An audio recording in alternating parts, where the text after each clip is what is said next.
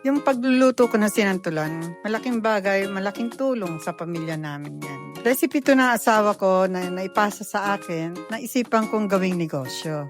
6 na taon ko na rin siyang niluluto, na hanggang ngayon maraming customer na paulit-ulit na umu-order sa akin. Ako si Armelita Oida, ang inyong kabarangay ko. I-welcome natin sa ating ang barangay cook of the day, si Nanay Lita Oida. Good morning, Nanay Lita. Good morning. Kumusta po si Oscar? Okay na.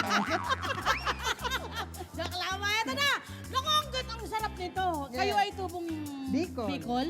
Pati raw yung asawa po ninyo ay Bicolano Yes. rin. Ay talaga, so alam na alam niyong lutuin to. Yes. Kanino yung nakuha itong recipe na ito? Ito recipe na to galing sa province ng husband ko sa Nabua.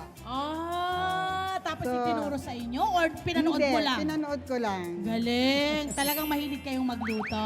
Ayan. So ito ang version ng asawa nyo. Mula na taga Nabua, na version nyo na ngayon. Yes. Ano yung mga, In-improve ko. anong tawag dito sa ating kakainin? Kakainin agad, hindi nga lulutuin. Lulutuin pala, lulutuin. Sinantulan. Yan! Sinantulan! Sino na rito nakatikim ng sinantulan? Oy, ngayon magkakaalaman, correct, magkakaalaman. Marami kasing Bicolano rito eh, magkakaalaman tayo dito kung masasarapan sila. Pero sigurado ako masasarapan sila. Alam niyo bakit? Ninenegosyo niya na pala to eh, o diba? Okay, ano po yung mga ingredients natin, ma'am? Dito muna tayo.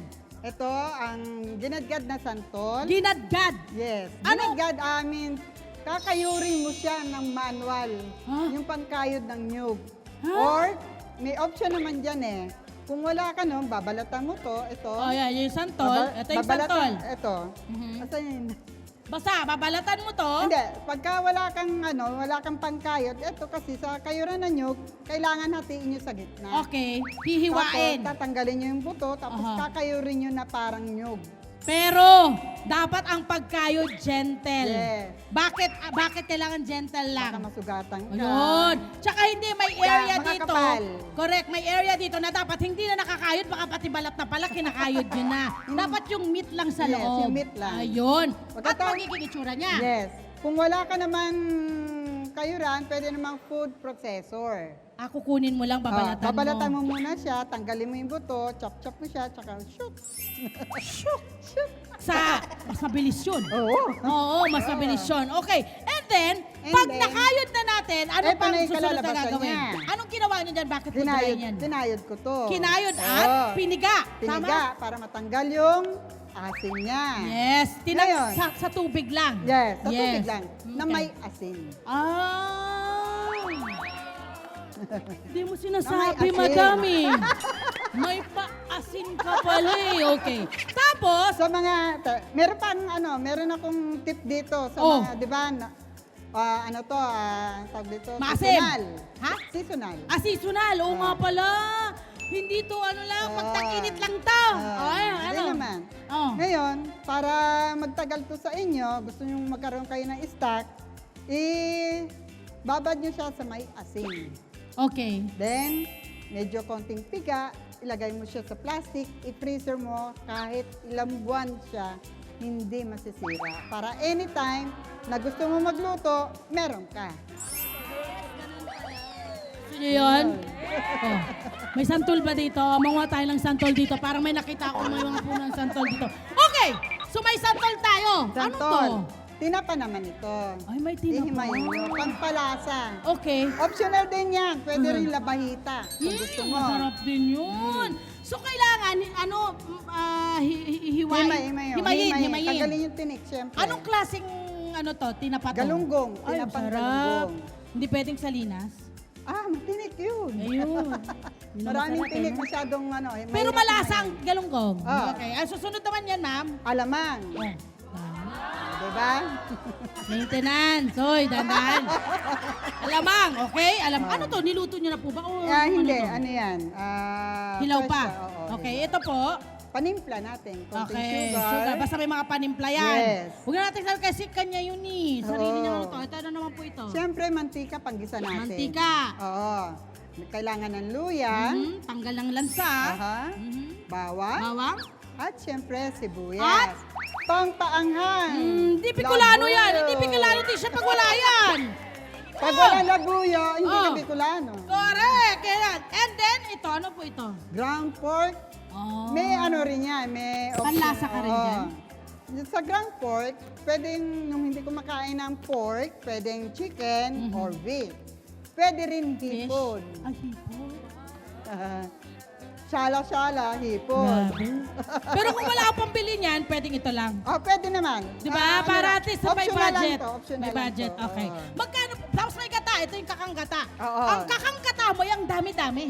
Kailangan. Ilan to? Kasi Ilan siya to? yung magluluto sa santol. Oh! 6 na maliit lang yan. 6 na maliliit Oo. na 30 30 pesos. pesos. Okay, yun yun. Punta kayo sa palengke, yung maliliit, 30 pesos.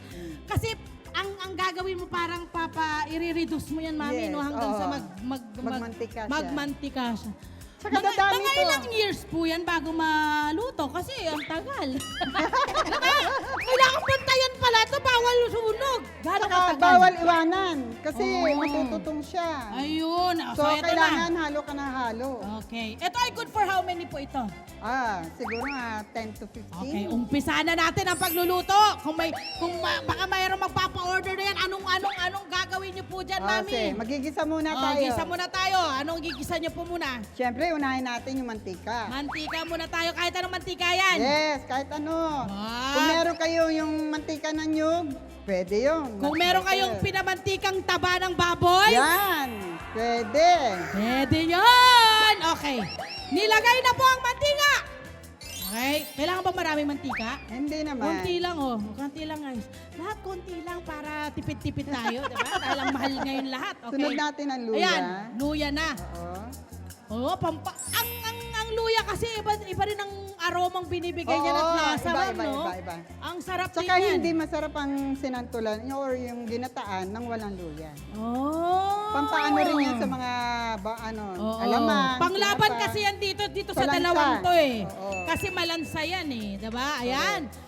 Ano ang perfect na dapat itsura ng iyong luya kapag ilalagay mo na yung next na ingredient? Siyempre, nagba-brown na siya.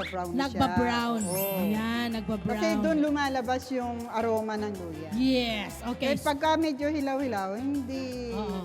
Pero kunyari po, kasi ma'am, yung oras natin, baka hindi ko kayanin.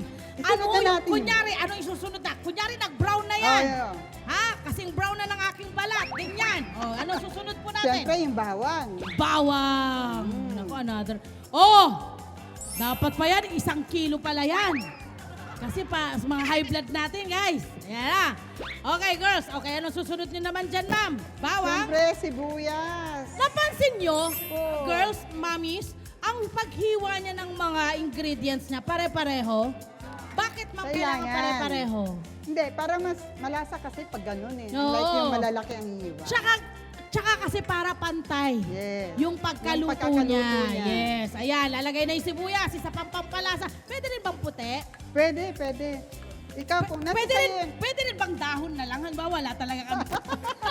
Magkano ba ngayon ang sibuyas? Mura na lang. 180 per kilo? Hindi. 80? Uy, namamalengke ako. Saan yan? 80 na yan. Oo nga. Wow.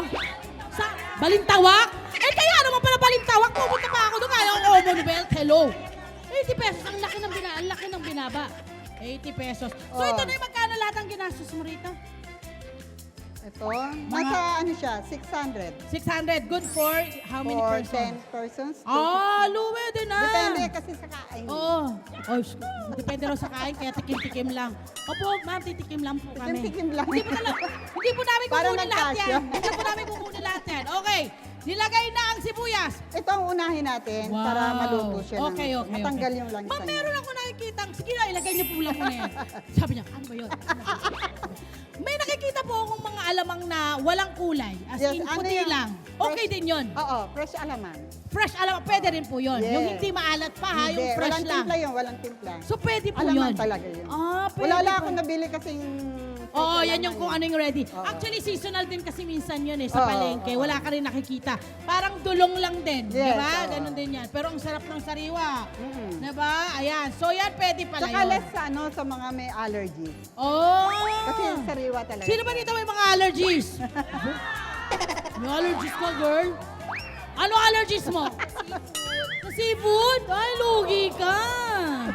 You're missing a lot. Pero di ako, bawal ka palang ano ah. Bawal ka palang kumudlit nito mamaya ah. Sabi nung ate. Sabi ni ate. Sunod Kahit na na may natin. allergy siya. Ano na Sunod susunod? na natin yung tinapa. Yes, let's go for tinapa. Hindi ko siya ilalahat kasi... Basta ma'am, ano dapat ang maging texture ng, halimbawa, yung hipon nilagay mo. Ano dapat ang maging texture ng hipon kapag nilagay mo to after Hipon mo? or alaman? Ito, yung, ay, ang alaman pala, alamang. Ano Kailangan dapat? maluto na yung alamang. Yung As nag-iba na yung kulay Itsura niya, Oo. saka mo ilalagay to. Yung tinapa. Okay, tapos, ano naman ang textura niyan? Kailangan talagang incorporated. Yung amoy mo na yung tinapa. Amoy tinapa na. Oo. Okay. Na parang natutusta. Correct. Ay, natutusta. Oo. Gusto natin yan. Yun ang mas magandang ano. Naku naman ate, ang bagal niyo naman po. nga Ano eh. susunod po dyan? Susunod natin Ano ang Ma'am, ginagad na gutom. santol. Hey! Ayan na, gutom na kami. Ayan na. Yan na yan. Nilagay na natin ang santol. Oo. Gutom na kami. Hindi na natin kailangan patagalin pa yan. Ilagay na natin yung Yung gata. gata. Ito yung magpapatagal kasi papaanuhin eh. Diba? Ay, ang sarap ng gata! Ate, pwede ba mag-ano kayo? Magtira kayo ng, ng half cup kasi ilalagay ko sa buhok ko. Oh, ano nang hingi pa ng pang-ano ng buhok? Di ba ginagamit yun eh, no? Ah, hindi nyo po Hindi. nilalahat. Kasi titingnan mo pa yung... Titingnan mo mamaya kung anong mangyayari. Tapos saka siya... Tapos dadagdagan aalsa mo siya, ulit ang dadagdagan. dadagdagan. Aba! Pagkatapos- Nakita niyo yung technique niya, ha? Huwag kayong bida-bida na ilalagay niyo lahat, tapos mamaya, hindi pa pala luto, yari. Bibili ka ulit sa palengke. Yes. Eh di lugi ka Pagkatapos na nun, kasi magmamahal na yun, ano? Oo.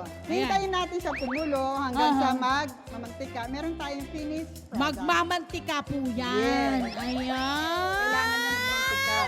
Okay, eto na nga, habang hinahalo-halo ni ate ito, meron pa pong ibang gamit sa santol ha, kung gusto siyang gamitin, pwede ho kayong magsinigang sa santol. Yes. Na-try nyo na ba yun? Aba? Wow! Ito laging yes talagang chef kate! Yeah! Sinigang sa santol! Alternative po sa sampalok. Yan, with grated santol. Tama ba? Ang santol na sinigang nagbibigay lapot sa sabaw. Uy, bagay sa bangus. Uy, ano ba yan? Gutom na naman kami. At pork sinigang. Guys, pag sinasabi nyo yan, dapat meron kayong nakalagay dito. Hindi puro kwento tayo rito eh.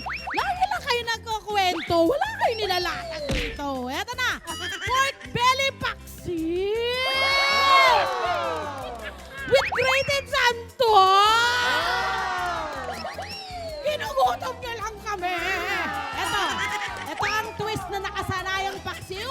May halong grated santol at pandagdag asim. Masarap yan. Oh, laing with santol.